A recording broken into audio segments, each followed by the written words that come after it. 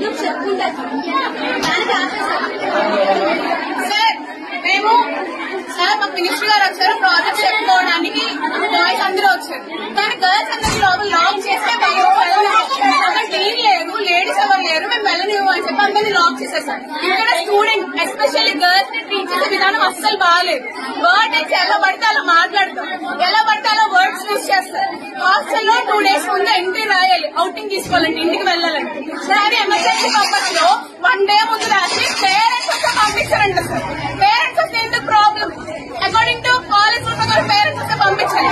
2 days ముందు వచ్చి 2 days రాయకపోతే problem చేస్తున్నారు సార్, టార్చర్ చేస్తున్నారు స్టూడెంట్స్ ని. ఇప్పుడు లోపల పెట్టారమ్మా. లోపల పెట్టారు సార్. నేను గంట క్రితం లైబ్రరీ నుంచి వచ్చాను, గంట క్రితం లోపలికి వెళ్ళాను. అప్పుడు బాయ్స్ అందరూ వచ్చారు, స్టూడెంట్స్ అందరూ వెళ్తారు కదా. తీరు వచ్చిన ఫ్రెండ్ బాగాలేదని చూస్తే అందరూ ఇక్కడ అడుగుతున్నారు. మేడం ఏమో ఇంకో మేడం తో ఫోన్ లో మాట్లాడుతున్నారు.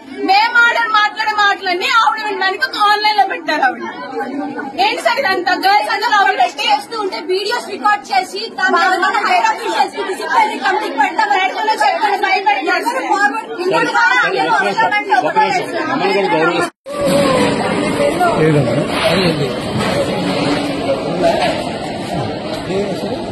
ఏదమ్మా